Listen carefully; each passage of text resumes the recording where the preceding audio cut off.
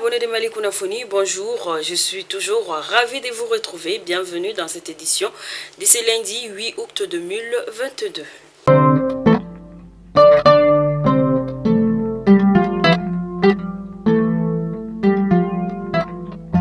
Nous commençons ces flashs d'informations à Tessit où les femmes ont réagi vigoureusement face à une attaque complexe et coordonnée des groupes armés terroristes. Le bilan fait état de 5 morts et 3 motos détruites côté ennemi, côté ami 4 morts et des blessés parmi les femmes, plus 3 véhicules détruits, des morts et des blessés parmi les civils. Ainsi, nous souhaitons toutes nos condoléances aux cœurs attristés et nous souhaitons prompt rétablissement aux malades.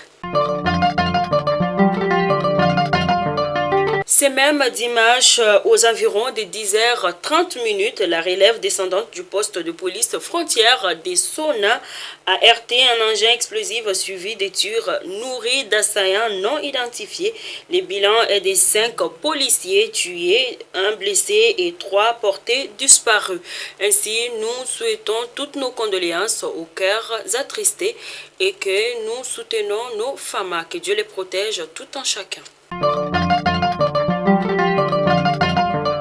Le ministre de la Défense et des anciens combattants recevra des lots d'équipements militaires provenant de la Russie demain mardi à partir de 9h à l'aéroport international Modibo Keïta de Sénou, en plus de 15 avions de combat discrètement réceptionnés de mars à juillet 2022, portant la flotte aérienne de l'armée malienne à une vingtaine.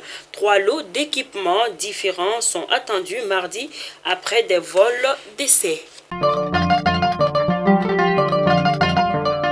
Dans le cadre des consultations politiques régulières entre le Mali et l'Algérie, le ministre des Affaires étrangères et de la coopération internationale, son Excellence M.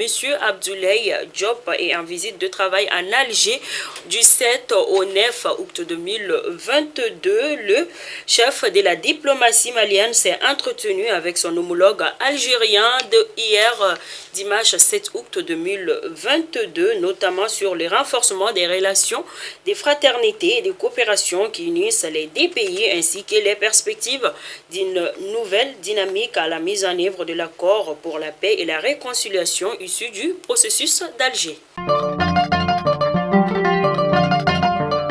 Dans les brèves de nos confrères des studios Tamani, il en ressort qu'à Diegonida, situé à 30 km de Yanfolila, une mine artisanale s'est effondrée samedi dernier. Il y avait plus d'une trentaine de femmes qui étaient à l'intérieur pour chercher leur gagne-pain. Selon les sources locales, des femmes ont perdu la vue et les blessés ont été évacués au CCRF de Yanfolila.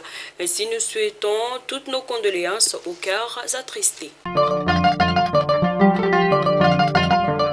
De Yanfolila, nous partons dans la région de Sikasso où le prix du panier de cola est désormais vendu à 110 000 francs CFA au lieu de 60 000 francs CFA précédemment, soit une augmentation de 50 000 francs CFA. Les vendeurs de la noix de cola n'expliquent pas pour le moment les raisons de cette flambée, mais les consommateurs de leur côté dénoncent une augmentation selon eux injustifiée et exigent le retour au prix initial. De Sikasso, nous partons à Caille où une rencontre de sensibilisation des populations sur les dangers liés à la prolifération des armes légères et des petits calibres a eu lieu la semaine dernière à Kenyeba dans la région de Caille. Cette session a été organisée par le bureau régional du secrétariat permanent de lutte contre la prolifération des armes légères et des petits calibres en collaboration avec l'Institut malien de recherche Action pour la paix. Elle a été financée par l'ambassade du Canada. À présent, les actualités hors de nos frontières. Le secrétaire d'État américain Anthony Blinken est en Afrique du Sud pour une tournée qui va le conduire également en RDC et au Rwanda. Les autorités maritimes tunisiennes ont secouru 255 migrants, dont 170 qui seraient venus de l'Afrique subsaharienne. Et nous nous clôturons ces flashs d'informations au Tchad où le chef de la junte Mamad Idriss Déby Itno a signé aujourd'hui au Qatar un accord avec une quarantaine de groupes rebelles destinés à lancer un dialogue national le 20 août prochain à Djamena. La cité Tunkalafia pour la diaspora malienne à Banankoroni. Vous résidez à l'étranger, vous souhaitez faire partir du projet de la nouvelle cité moderne de Tunkalafia à Banankoroni, envoyez rapidement votre demande de réservation par WhatsApp au 00336 41 94 03 80 ou au 00336 77 83 04 14. La cité moderne Tunkalafia sera composée d'une vingtaine de maisons individuelles sur des parcelles de 300 mètres carrés, des appartements, des espaces verts, des aires de jeu pour enfants, salles de sport, etc. Le tout sur 1 hectare de terrain clôturé. Après l'acquisition des parcelles, vous avez le choix entre la construction avec Tunkalafia d'une villa 3 chambres plein pied à partir de 26 millions de francs CFA ou d'un duplex 4 chambres à partir de 35 millions de francs CFA. Vous pourrez aussi faire le choix d'acquérir un appartement en copropriété dans un des immeubles de la cité à partir de 17 millions de francs CFA. La parcelle de 300 mètres carrés est au prix de 4 500 000 francs CFA, payable en une seule fois ou sur 12 mois ou 18 mois.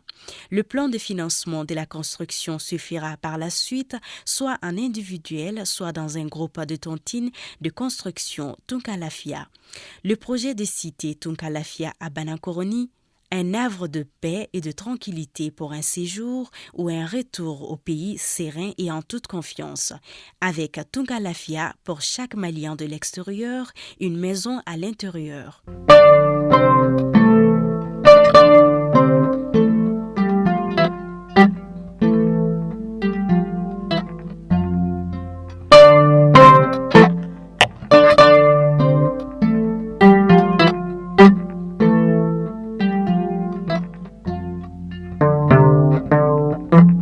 Fidèle abonné de Malikouna Founi, c'est toujours un plaisir de vous retrouver. C'était donc là votre flash de ce lundi 8 août 2022. Je vous donne rendez-vous demain pour une autre édition. D'ici là, portez-vous bien.